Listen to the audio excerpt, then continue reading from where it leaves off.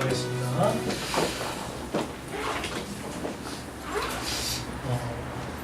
성령 하나님께서 일하시고 인도하시고 행하실 그 자리에 육신의 생각과 육신의 지배로 우리가 그 하나님의 나라 일을 방해하는 교회와 성도와 개인이 되지 않도록 그 자리를 친히 내어드릴 수 있도록 주님 도와주시옵소서. 오늘 또 이 시간에는 우리 성령께서 이 진리의 말씀을 통하여 이 교회를 향한 그 하나님의 음성, 또 우리를 향한 하나님의 뜻을 분별하여 전하고자 할 때 성령 하나님께서 우리의 귀와 마음을 밝히 비춰주셔서 깨닫게 하시고 우리의 영적인 모든 각이 열려나갈 수 있도록 주님 도와주시옵소서. 예수님의 이름으로 기도드렸습니다. 네, 아멘. 네, 같이 한 번 더 인사하겠습니다. 우리 앞뒤 좌우로 우리 성령 충만한 우리 성도가 됩시다 라고 같이 한번 인사해 주십시오.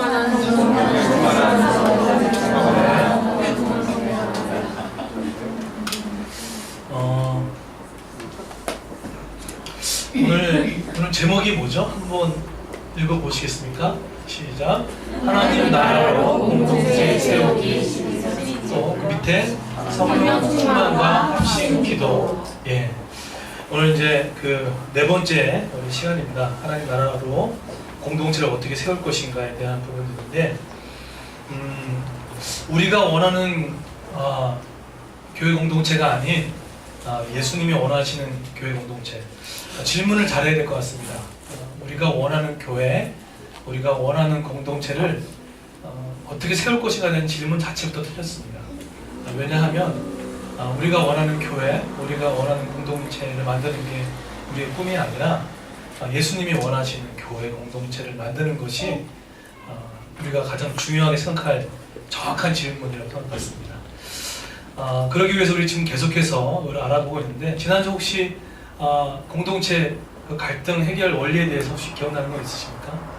우리가 살다 보면은 갈등이 있을 건데 세 가지가 참 중요하다라고 이렇게 말씀드렸습니다. 첫 번째가 갈등이 생겼을 때 예배, 하나님께 나아가는 예배로 이 문제를 풀고, 두 번째는 혼자 해결하는 것이 아니라 어떡하죠?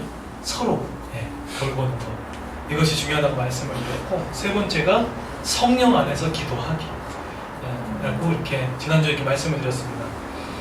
그런데 솔직히 설교하는 입장에서 그래 이렇게 하면 되겠지 라는 마음이 들지만, 사실 이 공동체를 만들어가는 것은 여러분 이거 쉽지 않습니다.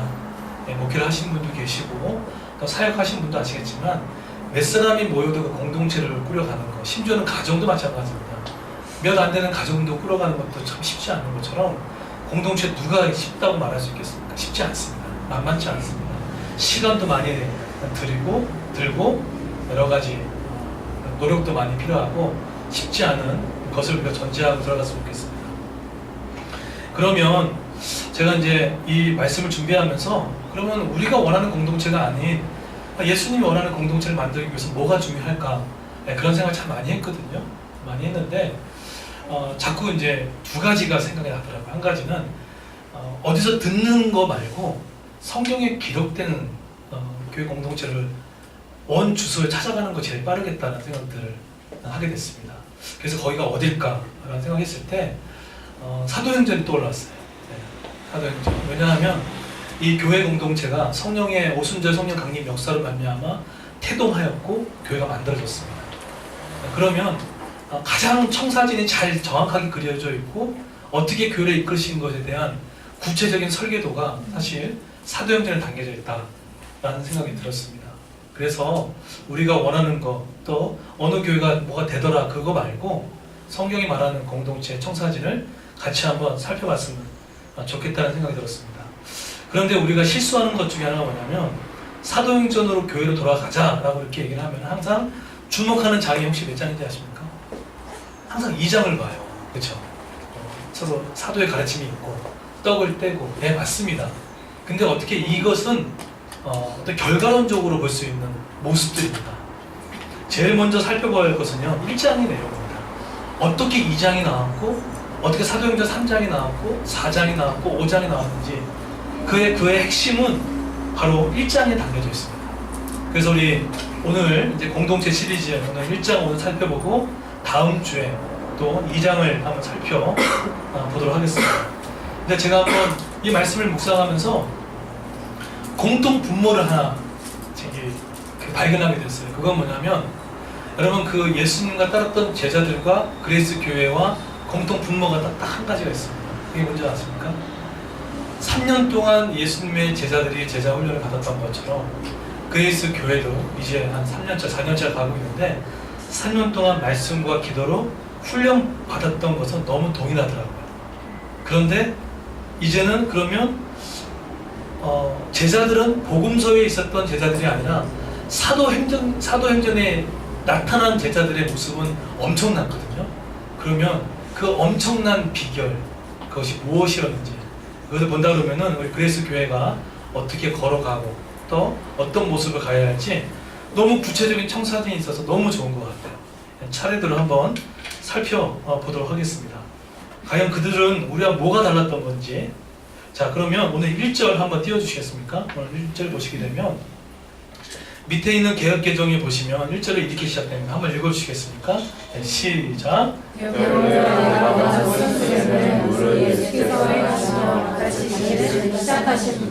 네, 저기 먼저 쓴 글에라는 저 단어는 어디를 가리킬까요? 네, 누가복음을 얘기합니다. 그러니까 누가복음과 사도행전은 저자가 누가인 거죠. 그렇기 때문에 오늘 다 읽지는 않았지만 1절부터 5절까지는 사실은 누가복음과 같이 연결선상에 놓여있는 말씀입니다. 그렇기 때문에 지금 먼저 쓴 글에는 라고 얘기를 합니다. 자, 근데 그러면 한번 그러면 누가복음 그러면 전체 무슨 내용인지 여러분 누가복음이 어떤 별명을 갖고 있는지 아십니까? 누가복음은 기도행전이라는 별명을 가지고 있습니다. 상당히 많은 빈도수가 빈도수가 차지할 정도로 기도가 참 많이 나와요.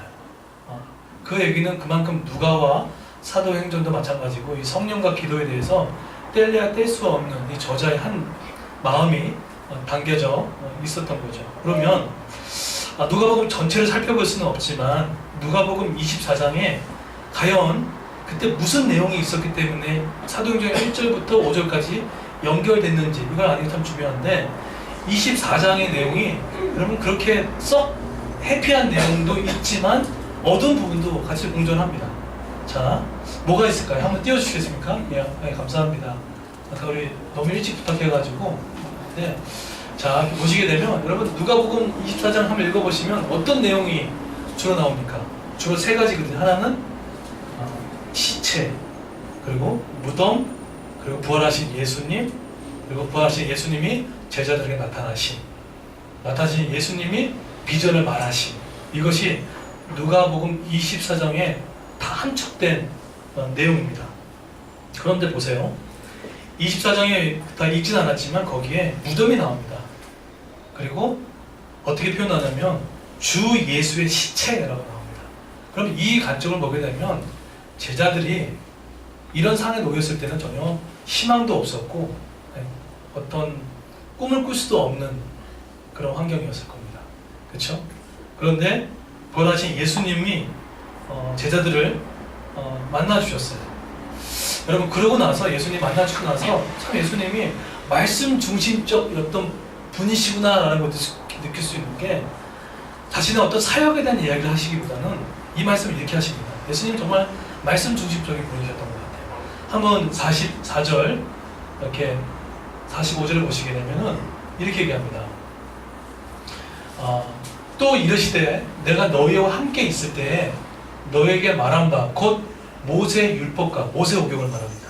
그리고 선지자의 글, 또 시편에 뭐라고 얘기하죠? 나를 가리킨 내용이라고.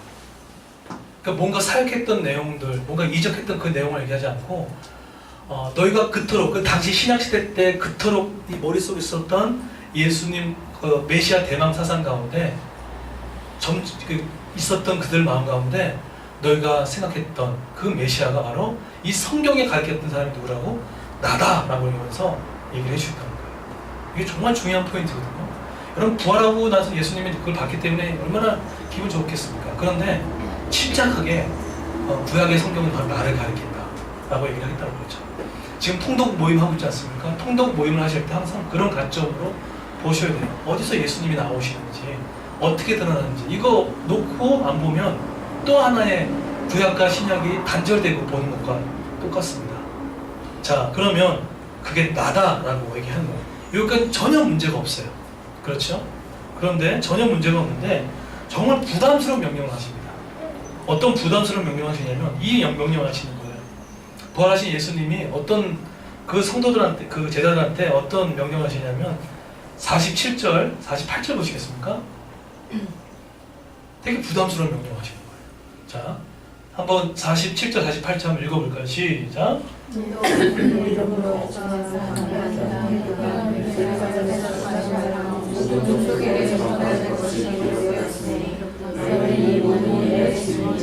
네.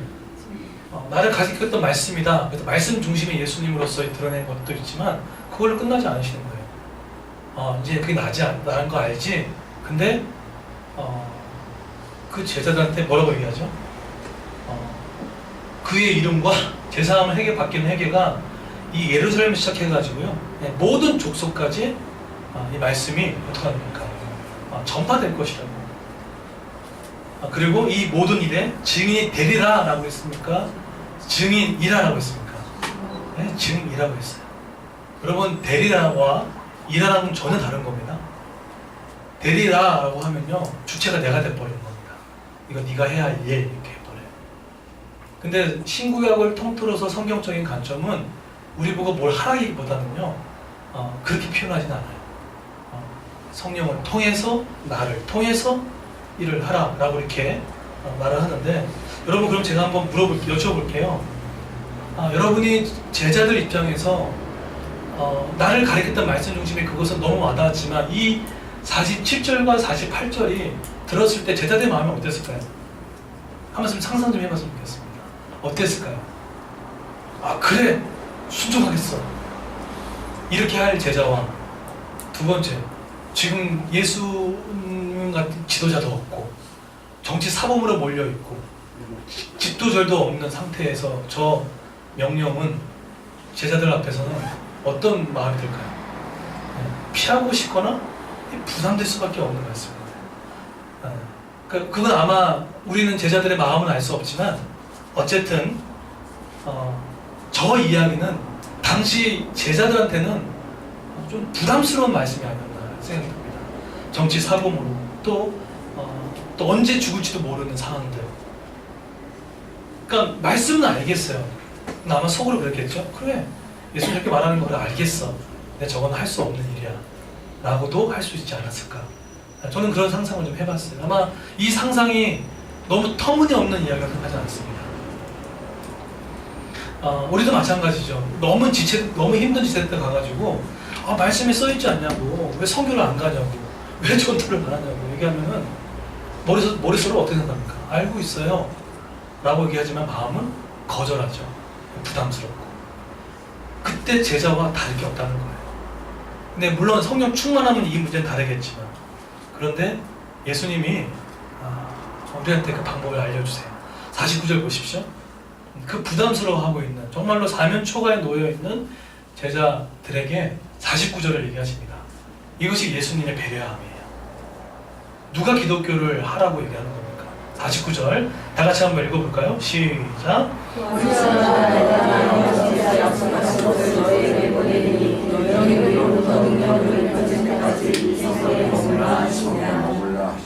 네, 뭐라고 하죠? 위로부터 내려오는 성령, 그죠? 그거 덧입을 때까지, 네, 뭐라고 하죠? 있으라고, stay out, 머물고 있으라고. 네. 자, 그래서 이제 사진 앵글을 돌려가지고 사도행전으로 다시 넘어왔으면 좋겠습니다. 사도행전 1장, 자, 1절부터 5절까지 한번 띄워주십시오. 자, 이렇게 이제 연결된 상태에서 사도행전 1장 1절과 5절이 연결되는 겁니다. 자, 그랬을 때 3절 한번 보시겠습니까? 3절 안에는 하나님의 나라의 복음 사상이 아주 잘 설명해 드렸죠. 자, 뭐라고 하죠? 고난 받으신 후에 저건 뭡니까? 십자가 사건을 말합니다. 그리고 나서 또한 그들에게 확실한 많은 증거로 친히 살아계심, 저걸 뭐합니까? 저걸 부활이라고 합니다. 복음이죠. 그러고 나서 복음을 얘기하고 나서 그 다음에 뭘 설명하죠? 40일 동안? 네, 무려 40일 동안이에요. 자, 그럼 물어볼게요. 지금 예수님이 승천 전입니까? 후입니까? 승천 전입니다. 그죠? 승천 전이란 말이에요. 부활하신 예수님께서 승천하기 전에 제자들과 사면 초과에 놓여있는 제자들한테 어떤 주제 갖고 얘기하십니까? 하나님의 나라 일을 갖고 얘기하는 거예요. 네. 자, 그러면 여러분, 하나님의 나라 복음, 이 설교는 여러분 첫 번째 예수님 데뷔 설교 첫 주제가 뭔지 아십니까? 네. 회개하라, 때가 찼고 천국이 가까이. 예수님 최초의 설교였어요. 근데 승천하기 마지막 고별 설교도 뭡니까? 하나님의 나라인 거예요. 그러면 예수님이 어떤 마음을 갖고 계신지 아시겠죠? 하나님은, 예수 그리스도께서는요, 이 중심 사상이 하나님의 나라의 복음의 사상인 거죠. 이걸 갖고 있었다는 거예요. 그것을 제자들한테 헛손질하면서 40일 동안 계속 가르치고 있었다는 거예요. 그러면 40일 동안 가르치는 그 내용 가운데 어떤 얘기를 하셨을까요? 야, 이 하나님의 나라는 이 세상과 방식과 다를 거다. 가치관도 다를 거다. 아마 이런 이야기들을 하지 않았겠습니까? 그런데 자, 보세요. 이런 이야기를 하고 나서 예수님이 한 번 더 이야기하시는 거예요. 4절 한번 뭐라고 얘기하시죠? 누가복음 한 번 더 얘기해 주셨는데 한 번 더 못을 박습니다. 뭐라고 얘기하죠? 사도와 함께 모이사 그들에게 분부하여 이르시되 예루살렘 다시 떠나지 말래요. 예루살렘 떠나지 말고 내게서 들은 바 아버지께서 약속하신 것을 뭐라고 하죠? 기다리라고. 너 할 수 없다는 얘기를 하는 거예요. 기다리라는 거예요. 여러분, 정확하게 이때 끝나고 10일 후에 뭐가 임했습니까? 예, 성령이 난 거예요. 그 역사. 여기서도 어디 우리 인간의 의지와 주권이 발동되는 게 어디 있겠습니까? 복음을 전파하고 증인에게 또 예수 없는 사람들 복음을 전가하는 데 있어서는 그것이 그 주체가 성령임을 나타내고 있다는 거예요. 자, 그러면 제가 이렇게 이제 말씀을 드리면, 그래, 나한테 복음도 알았어, 하나님의 나라도 알았어. 근데 중요한 건 뭐냐면요, 왜 나에게 하나님의 나라의 복음의 능력이 나타나지 않냐는 거예요. 제가 이번에 방송국 가가지고 이렇게 끝나고 나서 시청자 방청객 때 질문이 그거였어요. 혹시 보신 분은 아시겠지만, 왜 복음은 아는데 왜 내 일상생활 가운데는 하나님의 능력이 나타나지 않는가에 대한 방청객의 질문이었습니다. 네, 그때 그런 질문들을 했죠. 그래서 제가 이제 그런 질문을 하고서 이제 답을 이렇게 드리긴 했는데, 솔직히 말할게요. 이 갭이 너무 큽니다. 예수 그리스도의 하나님의 나라의 복음도 알지만 처해 있는 제자들의 현실은 이 갭 차이가 너무 큰 겁니다. 그렇죠? 너무 커요. 그렇기 때문에 어떤 사람은 포기해버리고요, 어떤 사람은 그나마 쫓아가려고 노력을 하지만 이게 너무 어려워요. 그렇기 때문에 나들목교회 김형곤 목사님은 때가 찼다, 청년아 때가 찼다, 그 책에 보면은 이렇게 얘기합니다. 이미 임한 하나님의 나라와 아직 도래하지 않은 하나님의 나라 안에 우리가 살아가고 있는 우리는 중간 시대를 살아갑니다. 그렇죠? 하나님의 나라가 임했습니까? 안 임했습니까? 임했다는 거예요. 예수가 왕으로 오셨어요. 그렇죠? 근데 완전히 완성된 건 아닙니다. 마지막에 예수님이 종국에 재림하셔가지고 하나님 나라를 완성시킬 겁니다. 그런데 어떡하죠? 애석하게도 우리는 중간 시대에 살아가고 있네요. 그래서 이 중간 시대를 살아가고 있는 교회와 우리 성도들에게 두 가지 선물을 주고 갔다는 거예요. 이게 하나가 뭘까요? 그것이 교회 공동체예요. 두 번째가 뭘까요? 그것이 성령이라는 거예요. 이미 예수가 왔지만 예수님이 오시고 나서 살아가야 되는데 감당할 수 있는 힘이 우리 혼자 힘이 아니라 교회 공동체를 통해서 이 중간 시대를 살아가고, 또 한 가지는 성령을 통해서 간다는 거죠. 그런데 이렇게 이런 하나님의 나라와 나의 삶이 이 갭 사이에, 저는 이거는 정말 성경의 정말 유머 같은 느낌이 받았어요. 뭘 드러내고 싶었던 걸까? 사면 초과에 놓여 있는 제자들, 거기에 근데 모든 족속으로 복음을 증거하라는 그 현실적이지 않는 그 사명 앞에 과연 성경은 뭘 드러내고 싶었을까? 라고 생각할 때 저는 여기서 묵상하면서 깨달은 게 하나인 겁니다. 인간의 영향성에 대한 통로다라는 생각이 들었어요. 인간의 연약성에 대한 폭로. 자, 그리고 나서 보십시오. 4절과 5절 보십시오. 그러고 나서 5절 한번 보시겠습니까? 구체적으로 이제 명명합니다. 5절을 보시게 되면 한번 다 같이 한번 5절 읽어보겠습니다. 시작.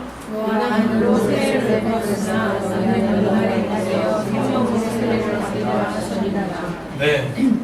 여러분 성령 세례와 성령 충만 구별하십니까? 한번 말씀을 드렸죠. 네. 지금 저기서 말하는 성령 세례, 물 세례가 나옵니다. 자, 성령 세례는 구약 성경에서 뭐라고 읽었냐면 불세례라고도 읽었습니다. 네. 있는데 특별히 성령 세례는요 단회적인 겁니까? 반복적인 겁니까? 다시 한번요. 성령 세례는 한 번입니까? 아니면 여러 번 계속해서 받는 것입니까? 네, 한 번입니다. 단회적인. 언제? 그럼 두 번째 질문 드리겠습니다. 언제 받습니까? 예, 예수님을 우리 주인으로 모시고 영접했을 때 바로 성령의 세례를 통해 되어집니다. 그럼 또 한번 묻겠습니다. 성령을 세례를 받게 되고 성령이 되어지면 나타나는 특징들이 무엇입니까? 여러분 성령 세례를 받고 나서 가장 중요한 특징이 뭔지 아세요? 어떤 마음이 드냐면 이 마음이에요. 혹시나 여러분이 정말로 그런지를 한번 보세요. 첫 번째 어떤 마음이 있냐면 자꾸 하나님을 영화롭게 하고 싶은 마음이 들어요. 이게 중요한 특징입니다. 그리고 성령 세례로 임한 사람의 충만함의 특징이 두 번째는 뭐냐면 나를 높이고 싶지도 않아요. 그리고 또 한 가지는 뭐냐면 성령 세례를 통해서 충만함을 경험한 성도의 특징이 뭐냐면 자꾸 이것을 알려주고 싶은 마음이 드는 거예요. 네. 자꾸 이걸 알려주고 싶고 너도 좀 같이 있으면 좋겠다는 이 마음 자체, 이것이 중요한 성령을 받은 사람의 중요한 특징인 거죠.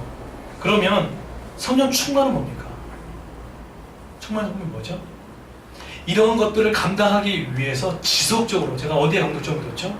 지속적인 거절이겠습니다. 지속적으로 간구하는 것. 내가 이런 성령의 은사를 나타내기 위해서 한 번 끝나는 것이 아니라 지속적으로 간구해 가는 것. 이것을 뭐라고 합니까? 성령 충만이라고 이렇게 얘기를 합니다. 그래서 우리가 이 성령의 충만함을 날마다 이 사모함이 너무나 중요한 것 같아요. 너무 중요한 것 같아요.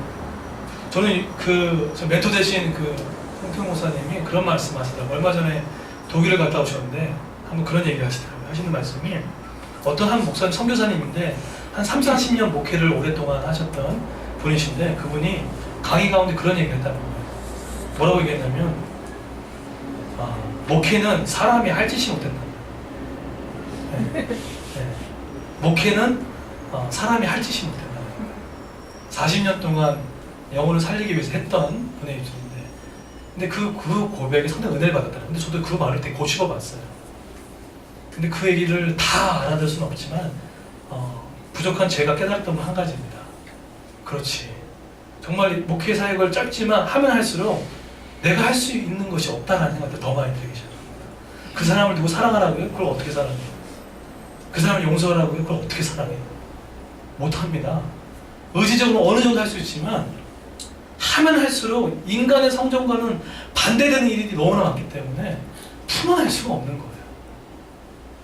그 고백이 비단 그 선교사님의 고백만은 아닐 겁니다. 우리 사역을 하고 있는 직인님들 마음도 그렇고 아마 전도를 하고 싶은 하는 마음도 아마 그럴 거라는 거죠. 그래서 성령이 충만하다는 것은요 자꾸만 하나님께 내 자신을 내어드리는 거예요. 내가 붙들고 있는 지식, 경험, 인맥을요 자꾸만 내어드리는 거예요. 하나님 이거 저 의자에 앉겠습니다. 처음에 안 돼요. 자꾸 내어드리는 거예요. 자꾸만 부정하고. 그것이 뭡니까? 그것이 성령 충만한 거예요. 그래서 성령 충만함은요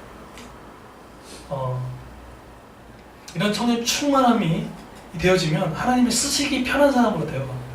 어떤 이야기를 해도 예스 그럼 노는요 성령 충만하지 않는 상태입니다. 사실 죄송하지만 근데 어떤 이야기를 봤을 때 예스라는 것은요 그만큼 성령께 나의 삶에 내어드렸던 거죠. 그런데 이거 다 알잖아요. 이론적으로 이거 모르시는 분이 어디 있겠습니까? 그런데 이런 성령 충만함, 이런 압도당하는 성령 충만함이 안 되는 이유를 두 가지로 설명합니다. 한번 보실까요? 한번 띄워주시겠습니까? 왜 우리가 알면서도 불구하고 왜 안 되는가에 대한 거예요. 이게 복음서의 제자들이 넘어졌던 것과 동일하고 우리와도 동일합니다. 첫 번째, 왜 우리 안에 계신 성령께서 왜 사도행전의 역사를 써나갔던 제자들과 왜 이렇게 확연한 차이가 날까? 첫 번째, 한번 읽어볼까요? 네, 시작. 성령을 소멸하지 말라. 네.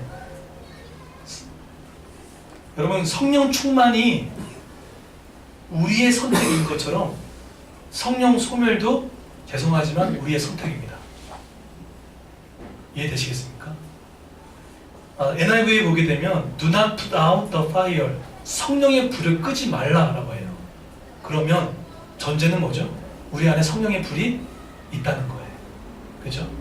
우리 안에 성령의 불이 있다는 거예요. 그 성령의 불이 있다는 얘기는 행할 수 있는 능력이 있다는 거예요. 근데 이미 성령의 불이 있다는 것을 전제하지만 잘못하면 어떻게 되죠? 이 성령의 불이 꺼진다는 거예요. 그러면 여러분, 성령의 소멸이 되어지면, 성령의 소멸이라는 것은요, 우리 안에 계시는 성령 하나님의 인도하심을 노라고 하는 게 거절하는 거예요. 그게 성령의 소멸입니다. 자, 그러면 원인이 뭐냐면, 이 원인에 대해서 좀 많이 찾아봤어요. 대체 이 성령 소멸에 가장 힘들어하는 게 뭘까라고 봤을 때 지금 우리 제자훈련하고 있는 교재 안에 너무 정확하게 그 내용을 얘기하고 있더라고요. 뭐냐면 첫 번째가 뭘까요? 여기 써있지 않지만 첫 번째는요, 해결되지 않은 죄의 문제.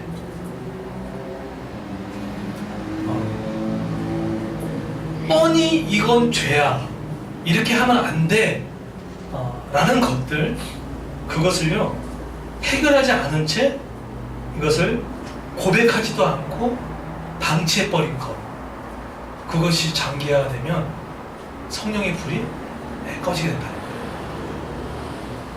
틀림없이 죄이거든요. 근데 입술로 고백하지 않는 거예요. 두 번째는, 그리고 어떡합니까? 이것에 대해서 방치해버리는 거예요. 왜 방치하는지 아십니까? 아무 큰일이 안 일어나고 있거든요. 아무 뭔가 이렇게 큰 사건이 뜨고 그 사건이 없거든요. 그러니까 그 사건들을 자꾸 방치해버리는 거예요. 그게 얼마나 무서운지.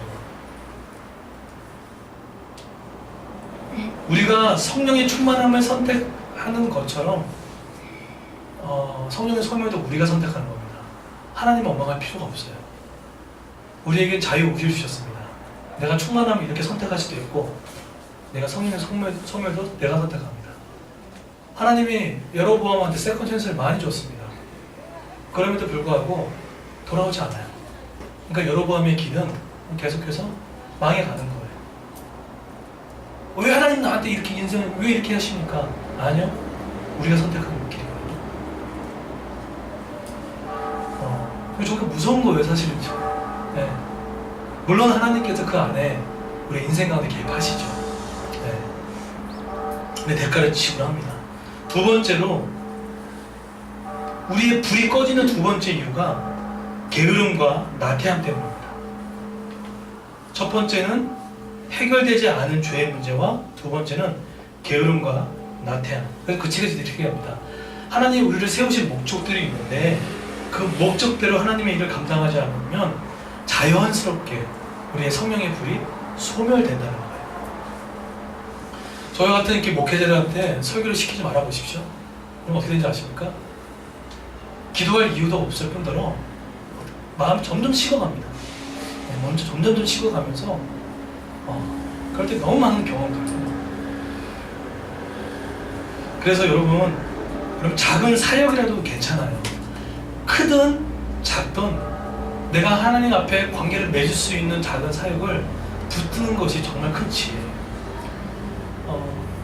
이걸 안 하게 되면은 물론 편하죠. 그런데 육신은 편할지 몰라도요, 하나님과의 관계 끈을 매개 찰 수 있는 그것이 없기 때문에 우리의 육신의 본성은 자꾸 편하려고 하고 자꾸 자기의 마음을 가기 때문에 그런 것들이 없으면 점점점 무너지게 될 수밖에 없는 것이 우리에게 있습니다. 그래서 여러분 어느 자리든 간에 하나씩 꼭 이거는 사역을 해야 된다는 그런 개념이 아닙니다. 그걸 통해서 하나님과 끊임없이 나를 붙어놓게 만드는 것, 이것들이 없으면 우리의 성령이 이 엄청난 성령의 능력이 소멸될 수밖에 없다는 거예요. 자, 이렇게 말씀을 드렸고요. 두 번째로 한번 읽어볼까요? 되게 중요한 이야기를 합니다. 자, 두 번째 읽어봅니다. 시작. 성화에 대한 착각. 제가 이 본문을 연구하면서 지구촌 교회 그 이동훈 목사님, 원로 목사님, 그분의 로마서 강해집을 보는데 이 부분을 탁월하게 해석을 해놨더라고요. 어떻게 해석을 했냐면, 여러분 그 로마서 1장부터 5장까지는 무슨 내용이냐면 죄인이 어떻게 하나님 앞에 설 수 있냐라는 것에 대한 통로입니다. 그래서 결론을 지었을 때 1장부터 5장의 결론은 예수 그리스도로 말미암아 구원받을 수 있다. 이것이 핵심 주제입니다. 그러면 6장부터는요, 그러면 그렇게 칭의로 받은 성도가 그럼 어떻게 예수의 닮음으로 걸어갈 것인가에 대한 내용이 6장, 7장에 나와요.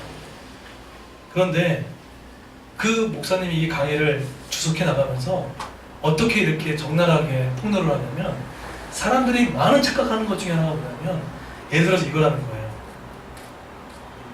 칭의의 문제는 그렇지, 믿음으로 의롭다고 받으시면 내가 전혀 구원해서 내가 할 게 없었지, 이걸 받아들인다는 거예요. 그렇잖아요. 구원해서 우리가 뭐가 할 일이 있겠습니까? 없잖아요. 그런데 그 다음에 예수를 받아들이고 성령으로 세례를 받은 내가 예수의 닮음으로 살아가는 이 성화의 문제 앞에서는 내가 행할 수 있다는 착각을 한다는 거예요. 이해가 되시겠습니까? 그러니까 이 얘기는 뭐냐면, 성화의 문제, 그러니까 행함으로 내가 성화를 이뤄낼 수 있다, 예수를 닮아갈 수 있다, 예수처럼 살 수 있다, 예수가 말했던 사역을 감당할 수 있다 라는 것에 대한 착각을 하고 있다는 거예요. 근데 공교롭게도 그 내용을 담고 있는 내용이 바로 7장이에요. 로마서 7장이에요. 행할 수 없다는 거예요. 행할 수 없다는 거예요.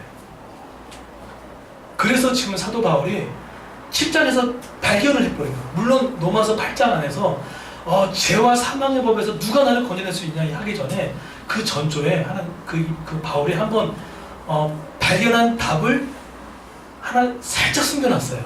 그 답이 뭔지 아세요? 로마서 한번 참고해줘도 되시나요? 7절 6절? 저거예요.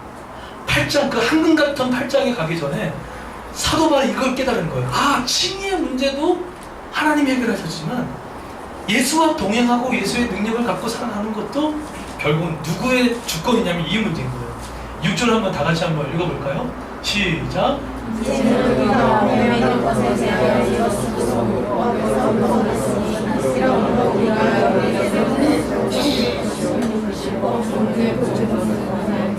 네, 위에 보십시오. 그러므로 우리는 기록된 문자에 따라 하나님을 섬기는 것이 아니다. 그러니까 한마디로 모세의 오경과 뭐죠? 선지서와 시편에 기록된 모든 구역의 율법, 너무나 귀한 이 율법을 우리가 하나님을 따라 섬기는 것이 아니라는 거예요. 어떻게 섬긴다는 얘기를 하죠? 성령의 새로운 방법으로 하나님을 섬길 수 있다는 거예요. 이 얘기가 뭡니까? 율법은요, 우리가 뭐가 죄인지를 드러내는 기능과 더불어서 또 뭡니까? 우리의 실력이 형편없음을 드러내는 것이 율법이에요. 근데 이 율법은 부정적인 의미가 있는 게 아닙니다. 아주 의롭고 깨끗하고 좋은 겁니다. 그런데 좋지만 뭐죠? 우리가 성령의 사람, 우리가 하나님을 섬기는 이 방법이 우리의 힘으로 안 된다는 거예요. 성령의 새로운 방식. 이게 뭡니까?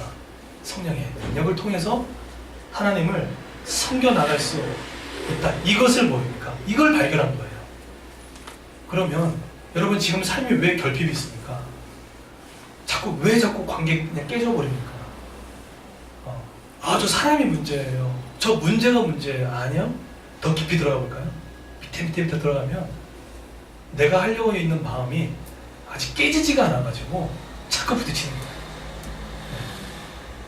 그 마음들. 그래서 바울이 이걸 깨달았던 거죠. 인간의 행함으로 칭의가 불가능한 것처럼 성화도 우리의 행함으로 불가능하다.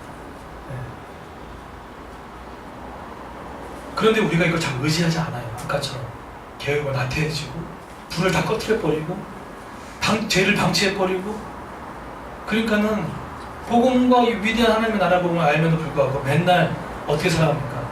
좁은 인생, 그런 협소한 인생으로 살아간다는 거예요. 그래서 예수님께서 우리에게 그것을 해결하기 위해서 예수님이 보내신 그 선물이 뭡니까? 바로 성령이라는 거죠. 그래서 위로부터 내려오는 능력, 약속한 그것, 여러분 네가 그것이 칭의의 문제에 있을 뿐만 아니라 성화의 문제도 마찬가지로 걸어갈 때 그것이 너무나 중요하다라고 얘기해서 그걸 기다리라고 했던 것입니다. 자, 그러면 이번 달, 그러니까 이번 주가 지난주가 성령 강림 주일인데, 그러면 건강한 교회 공동체가 되기 위해서 사도행전 2장에 먼저 뛰어가지 마십시오. 28장까지 뛰어가지 마십시오. 1장이 해결이 안 되면 2장을 해낼 수가 없습니다. 해낼 수가 없는 거예요. 그러면 우리 건강한 교회 공동체가 되기 위해서 우리 두 가지만 붙들었으면 좋겠어요. 결론적으로 첫 번째, 네, 한번 읽어볼까요? 시작. 성령 충만함 사모하기. 네, 성령 충만함을 어떻게 하는거요? 사모하기예요. 사모한다는 거예요. 금요일날인가요? 금요일날 새벽 기도를 나오는데 온 가족이 같이 타고 제가 차를 몰고 왔습니다. 근데 우리 희성이가 지금 이제 사춘기 초입 들었었습니다. 마치 초입인데, 그래서 코에 거뭇거뭇 나온 이 블랙 헤드에 지금 상당히 민감한 반응을 보이고 있고, 이 코에 이제 이 뭐죠? 여드름인가요? 네. 그 다음에 주근깨, 여기에 대한 상당히 이제 민감한 나이대가 있어요. 근데 차를 타고 오는데 뒤에 있는 희성이가 엄마한테 그러는 거예요. 엄마, 나 이 뭐죠? 이 주근깨와 코에 있는 블랙 헤드 좀 해결 좀 해달라고. 그래서 뭐 좀 사달라고 그러는 거예요. 그래서 제가 그냥 우스갯소리 이렇게 던졌어요. 희성아, 이런 말이 있단다. 부인의 이야기를 잘 들으면 자다가도 떡이 나온다는 말이 있고, 그러니까 여성의 이야기를 잘 들으면 네, 아멘이십니다. 자다가도 떡이 나온다. 그래서 저는 그냥 던진 이야기거든요. 그랬더니 희성이가 뭐라는지 아세요? 요즘에 걔가 이제 인터넷 용어 많이 사용하잖아요. 그랬더니 인정 딱 그런 거예요. 그리고 인정. 그래서 저는 무심코 던진 그 말에 얘가 덥석 물어버려요. 그래가지고 그래서 왜 그렇게 생각해? 라고 물어봤더니 희성이가 하는 말이, 자기가 맨날 아침마다 전쟁을 벌이거든요. 희성아, 제발 이 선크림 바르고 가. 그래서 항상 이제 저희 집사람이 이거 붙들고 학교 가는 아이한테 막 발라주려고 하고, 이제 희성이는 도망치는 이런 풍경이 아침마다 이루어지고 있는데, 희성이 하는 말, 엄마 말을 안 들으니까 지금 이 얼굴이 이 모양이 됐다는 그것에 대한 것을 느낀 거예요. 그래서 그래서 제가 기회가 이때다 싶어가지고, 희성아, 엄마 말들도 잘 들으면 하나의 떡이 나오는데, 우리가 그 전날 암송 가정 예배 했던 말씀이 여호수아 1장 8절 말씀이거든요. 이 율법적인 데서 떠나게 하지 말고 주야를 묵상하면 네가 형통하게 되고 평탄하게 된다. 야, 엄마 말 이게 잘 들어도 블랙 헤드뿐만 아니라 이렇게 떡이 나오는데 하나님의 말씀을 이렇게 평탄뿐만 아니라 형통까지 준다고 하는데 그건 어떻게 생각하냐 했더니 희성이가 그러네 막 그렇게 그렇게 하는 거예요. 근데 저는요 너무 기뻤어요. 왜 기뻤냐면, 여러분 불과 한 2달 전만 해도 우리 희성이 알잖아요. 아빠 왜 기도해야 돼? 그랬던 아이였잖아요. 그런데 거의 1-2달 동안 암송 가정 예배를 통해서 애가 변한 거예요. 애가 변해버린 거예요. 그러니까 뭐냐면, 저랑 되게 심각했잖아요. 아이가 막 되게 세속적인 사고를 많이 하고, 또 그런 가치관을 시켜주고, 심지어 아빠는 너무 단순해. 맨날 기도밖에 몰라. 이랬던 그 아이를 제가 붙잡아 놓고 2시간 동안 네가 왜 기도할 수밖에 없는 이유에 대해서 제가 설명을 했잖아요. 그때 제가 말씀드렸나요? 어떻게 설명했는지? 이렇게 얘기했어요. 아빠, 저는 노력하면 되지 뭐하러 기도하냐고 그랬던 아이였거든요. 제가 그래서 심각하게 얘기했어요. 너 알았다고. 무슨 얘기 했냐면, 우리 교회 모든 재정 얘기 다 했어요. 우리 그 아빠 엄마의 힘든 거 얘기를 다 해버렸어요. 네, 다 얘기했어요. 그리고 내가 전에는 그래서 얼마나 힘든 얘기까지도 다 했어요. 얘가 성인을 봤어요. 얼굴 자체가 성인이잖아요. 그래서 내가 다 얘기했어요. 얘한테 얘기해서 다 얘기했더니 얘가 얼굴이 점점점 굳어지는 거예요. 그랬더니 너 만약에 이런 상황이라면 너라면 어떡하겠냐 했더니 그랬더니 기도해야겠죠. 그러는 거예요. 그래 임마. 아빠가 그런 상황이기 때문에 기도하는 거야. 라는 얘기를 한 거예요. 그러니까 뭐죠? 희성이는 나이가 어려서 뭐가 현실의 벽을 경험해 본 적이 없는 거예요. 자기의 좁은 세상 앞에 만만한 거예요. 만만하니까 기도하지 않는 거예요. 그런데 큰 벽, 사면 초과에 놓여 보십시오. 기도를 안 할 수가 없는 거잖아요. 그런 것들을 통해서 얘를 알려주니까 그런 작은 일들, 그리고 말씀을 하나씩 암송을 넣어주면 잽잽 날리면서 던져주니까 얘가 잽이 중요하더라고요. 이렇게 많이 주면 안 하는데 툭툭 던지니까 아이가 변화를 순해지면서 그렇게 아버지를, 엄마를 인정해주고 되는 거죠. 별 수 없습니다. 화요일날 암송, 자녀 중심의 암송 가정 예배와 토요일날 암송 가정 예배와 금토 새벽에도 나와서 애들 설교 노트 쓰게 만들고 제가 뭐 하고 있습니까? 아이들한테 성령 충만하신 걸 계속 붙여주는 거예요. 지금 우리 희성이가 노트를 가지고 만화로 지금 성경을 쓰고 있어요. 많이 변했어요. 정말 순하고 오늘 아침에 와이프한테 요거 애들이 왜 이렇게 순해졌지? 서인은 조금 더 필요해. 더 많이 이제 합심 기도가 많이 필요한데 그래도 많이 좋아지고 있어요.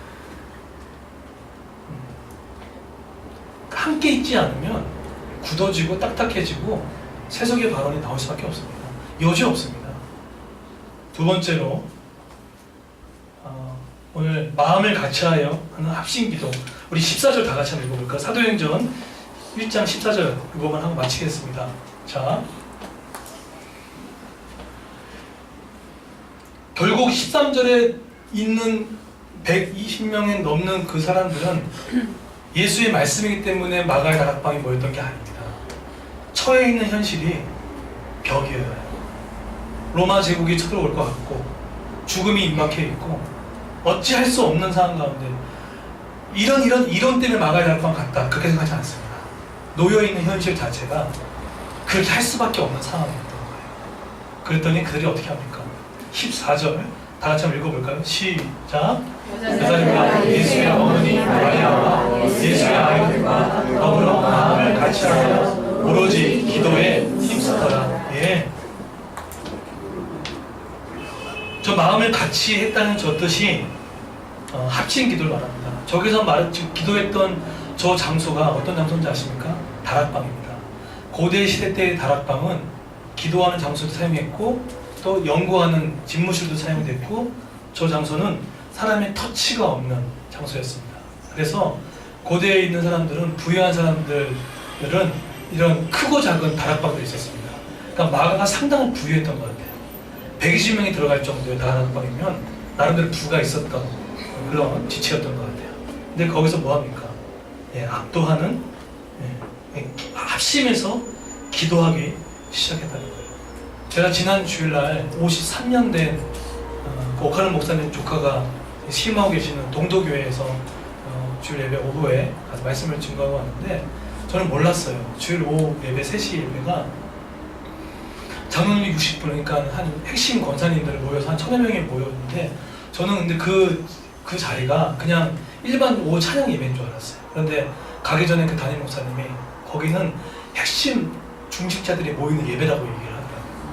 그러니까 딱 가는데 이 문을 열고 들어오는 순간 우리 성원님 죄송하지만 이 잼버 소리 이거는 잽도 안 돼. 막 둥둥둥 하는데 무슨 징기스칸의 뭐 진곡하는 줄 알았어요. 막 엄청난 거예요.